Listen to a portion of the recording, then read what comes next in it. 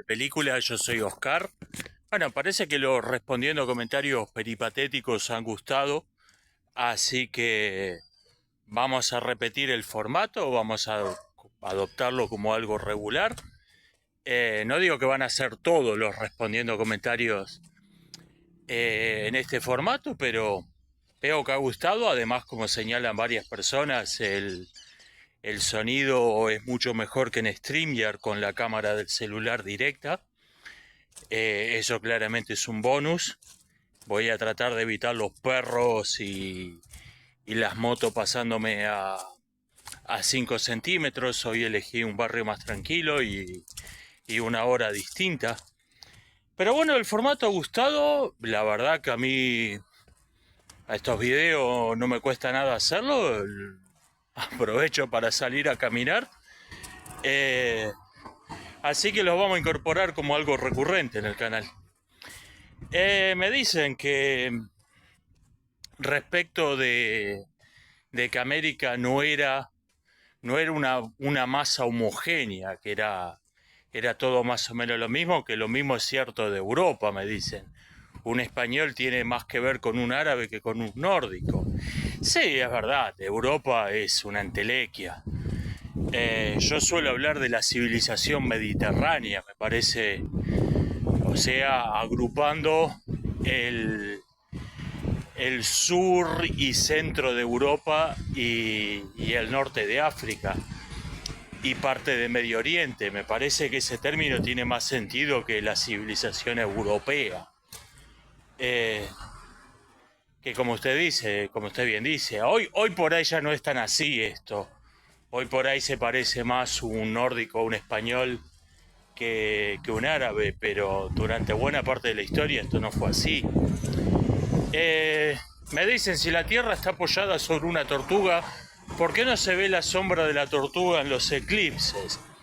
¿Es verdad? Esto es una anomalía que desafía las convenciones establecidas. Esto es una pregunta graciosa hoy. Si lo hacía hace 3000 años, hubiera sido un teórico de las conspiraciones que no creía en la ciencia y por su culpa estaban muriendo abuelitas. O sea, cuando esta boludez se creía de verdad. Igual por cierto, lo de la Tierra apoyada en una tortuga nunca fue algo que haya creído realmente alguien. Eso fue desde el vamos un troleo. La Tierra plana sí.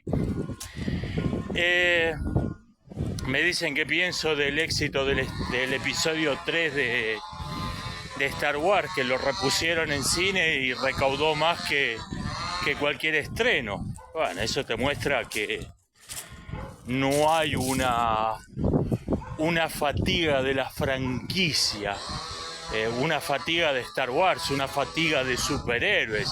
Hay una fatiga de películas de mierda, que no es lo mismo.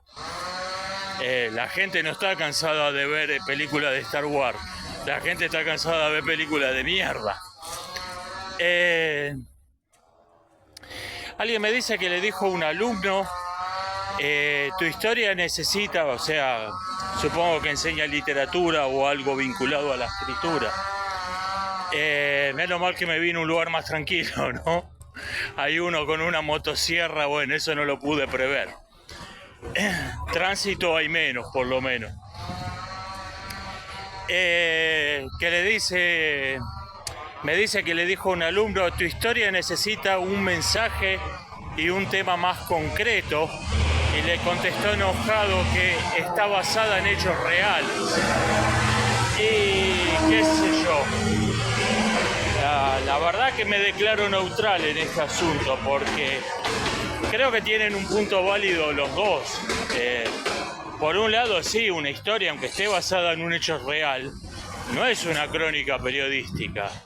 Tiene que tener un tema, una estructura narrativa, tiene que tener recursos propios de la ficción, aunque esté basada en una historia real, aunque básicamente esté contando una historia real. Pero por otra parte, si vas a escribir una ficción, si vas a escribir una novela totalmente ficticia, ¿cuál es el punto de basarte en un hecho real? Si los personajes no van a tener otra cosa que ver con los reales que el nombre. Que el nombre, alguna fecha. ¿Cuál es el punto de basarte en una historia real? La verdad que también creo que tiene un punto válido su alumno. Pero sí, aunque una historia esté basada en hechos reales, tiene que tener un tema, tiene que tener unas estructuras. Yo lo que le diría a este muchacho, si fuera alumno mío, yo lo que le diría es: ¿por qué te interesó esa historia real? ¿Por qué querés contarla? Porque si te interesa contar esa historia y no qué desayunó cualquier otro asunto real, qué desayunó el almacenero de la esquina esta mañana, si te interesa contar esa historia, ¿qué hay ahí? ¿Por qué te interesa? ¿Qué es lo interesante? Y ahí va a salir a flote el tema, porque debe haber un tema ahí, porque vuelve esa historia interesante. Y bueno, y yo profundizaría en ese tema, yo profundizaría en el tema que vuelve interesante el hecho real. Pero, repito, aunque creo que tienen un punto válido los dos. Aunque una historia esté basada en hechos reales, obviamente no puede ser una crónica policial. Peor todavía que una crónica policial, un informe policial. No puede ser un informe policíaco. Y porque es literatura, sigue siendo literatura. Y por otra parte, si no, lo que vas a contar no tiene nada que ver con la realidad, ¿para qué te basas en hechos reales? Me dice otra persona que está trabajando en un videojuego que está ambientado en la Guerra de los 7 años y que tiene algo que es intencionalmente inadecuado históricamente, y es que los alemanes,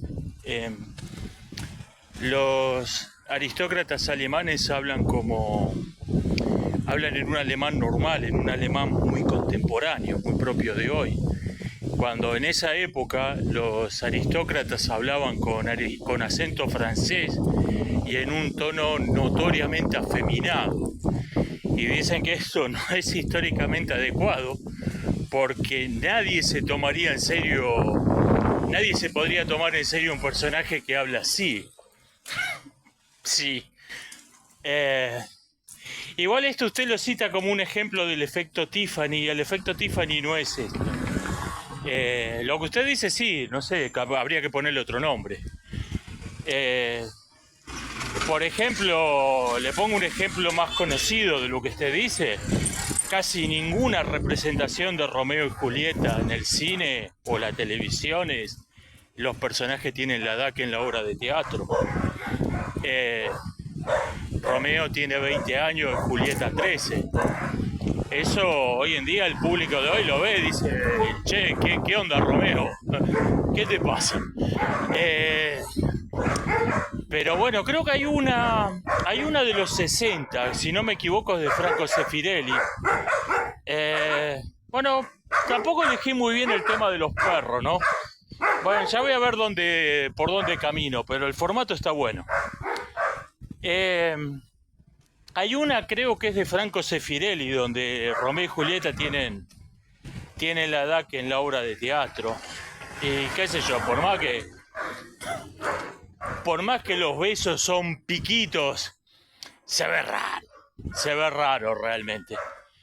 Eso es comprensiblemente poco fiel en casi todas las representaciones modernas. Comprensiblemente no son fieles. Pero bueno, como sea, el efecto Tiffany no es esto. El efecto Tiffany es algo que es históricamente adecuado, pero se siente como si fuera un error. Se siente como si fuera un anacronismo. Eso es el efecto Tiffany. El ejemplo convencional es tener un personaje femenino en la Edad Media que se llame Tiffany. Era un nombre que existía en la Edad Media, pero se siente como un anacronismo. Por ejemplo, una que a mí me dejó cuando lo vi, ¿what? Es la operación de cerebro en Capitán de Mar y Guerra, peliculón, la mejor película de todos los tiempos, pero la operación de cerebro en 1805 me dejó, ¿what? Y sin embargo es correcto eso. Sin embargo es históricamente adecuado, pero se siente como si fuera demasiado avanzado para la época, y no lo era. O sea, no era tan primitiva la medicina de esa época. Ese es el efecto Tiffany. Me preguntan qué pienso de la hipótesis del mono acuático, del simio acuático. Es esta idea que los seres humanos descendemos de un mono, de un simio, que se empezó a marinizar, se empezó a convertir en un mamífero acuático, como el delfín, como la orca, pero este proceso se revirtió. Volvimos a ser terrestres y conservamos supuestamente rasgos de mamíferos marinos. ¿Tiene alguna lógica? El problema es que no tiene evidencia fósil que lo respalde. Es el gran problema de esa hipótesis. Es la falta de fósiles comprensible, porque estamos hablando de fósiles marinos de una época donde el mar era más o menos, el océano cubría más o menos la región que cubre hoy, o sea, son fósiles que habrían ido a parar al fondo del mar. Tiene lógica que no haya fósiles, pero no hay fósiles que respalden esa hipótesis. A mí me suena lógica, a mí me suena que tiene sentido. Hay una cuestión cuando se discuten temas de hipótesis científicas. Me parece que mucha gente cree que es una cuestión de creer. Creo, sí creo, no creo.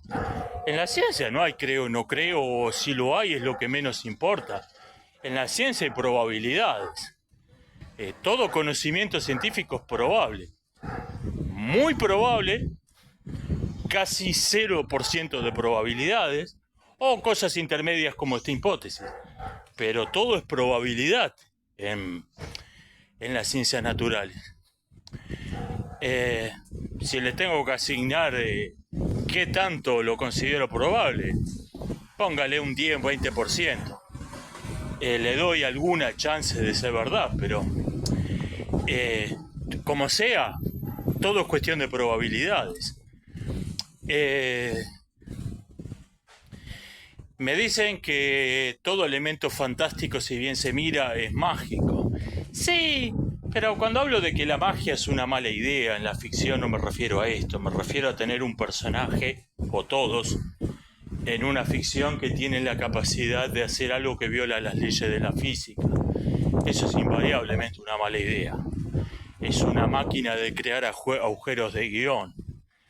Y si los consejos que se dan son un sistema de magia es mejor que tenga reglas claras, es mejor que no afecte a las cuestiones centrales de la trama, que se limita a las cuestiones secundarias. Si esos consejos son buenos, es porque simplemente la magia es una mala idea. O sea, esos consejos son verdaderos en el mismo sentido de que es verdad que beber vino es más sano que beber whisky, o que beber un vaso de vino es más sano que beber un litro. Todas esas verdades parciales son consecuencia de que el alcohol es malo, de que el alcohol hace mal. El ideal al que tienden todas esas verdades parciales es que lo mejor de todo es no beber vino. Del mismo modo, es verdad que un sistema de magia es mejor que tenga reglas claras que no las tengas, y es mejor que no afecte la trama principal y se limite a las tramas secundarias. Pero el ideal al que tienden esas verdades parciales es que la magia no exista, la magia no forme parte de la ficción, no afecte en lo más mínimo, las reglas del sistema de magia sean las mismas que las leyes naturales, o el sistema de magia no afecta en lo más mínimo la trama, ni los personajes principales ni los secundarios. O sea, el ideal es que no haya magia. La magia es una mala idea. A ver cuánto... Nada, chequeé cuánto llevábamos de... porque no puedo ver la pantalla. Chequeé cuánto llevábamos. Decía...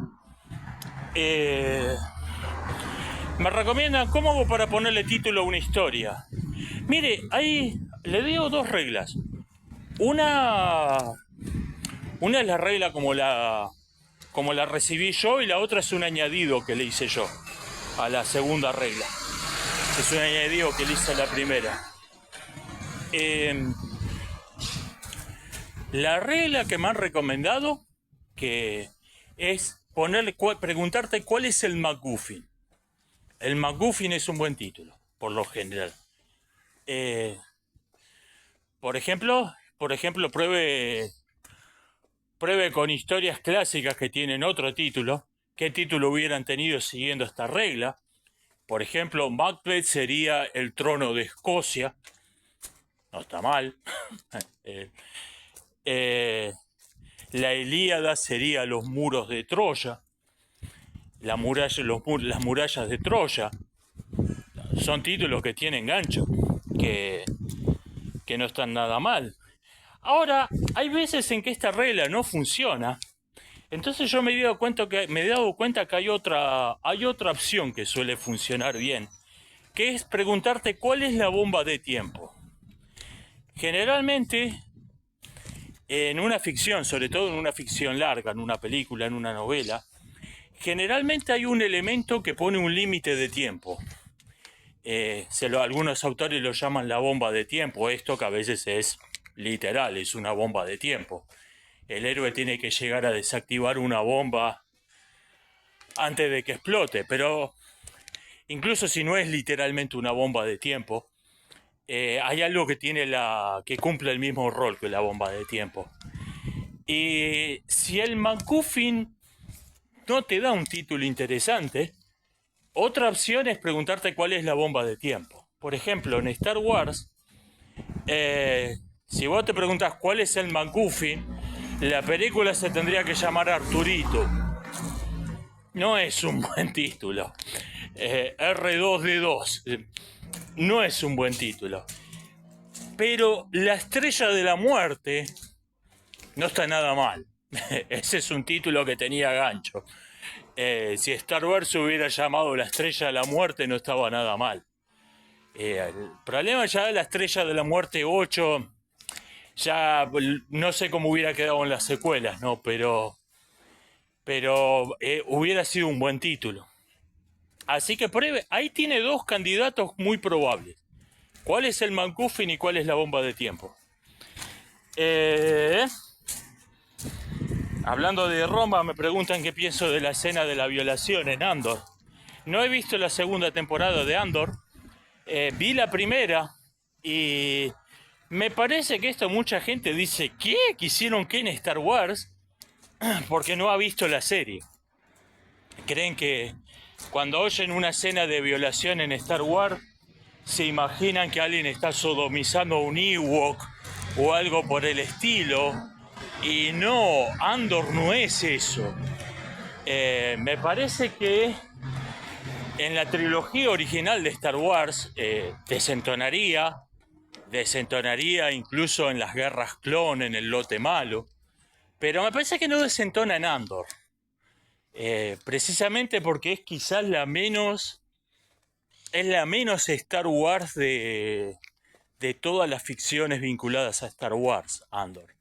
Y me parece que en Andor no desentona. Me parece que en Andor da con el tono de la serie. Lo que pasa es que esa serie fue un fracaso, no la ha visto casi nadie. Entonces lo que todo el mundo escuchó es... Che, ¿te enteraste que pusieron una escena de violación en Star Wars? ¿Viste? ¿What? ¿Qué hicieron qué? Pero en realidad si viste la primera temporada de la serie tiene lógica y no desentona. Me dicen por último que en Paraguay creo que hubo un apagón motivado porque un suicida se subió a una torre a una torre de alta tensión y hubo que cortar la luz para bajarlo. Ah, sí, en ese caso tiene lógica. Esta es la razón también por la que si usted viaja en un tren eléctrico, va a haber grafitis, del tipo sí a la reelección de Benito Juárez. Y usted se por ahí lo ve eso y se pregunta por qué mierda este grafiti, por qué este grafiti está todavía acá, por qué nunca lo ha limpiado nadie. Y la realidad es que no lo ha limpiado nadie porque el idiota que lo pintó se estaba jugando la vida al pintar ese grafiti. Las cuadrillas de limpieza, sí, seguro. O sea, si los alumnos lo mandan a limpiar, no, para meternos ahí hay que cortar la electricidad en media ciudad. Como obviamente no van a hacer eso para limpiar un grafiti, ahí queda por los siglos de los siglos. Por eso hay grafitis ridículamente antiguos en los costados de los trenes eléctricos. Bueno, esto ha sido todo por hoy. Nos estamos viendo. Hasta la próxima.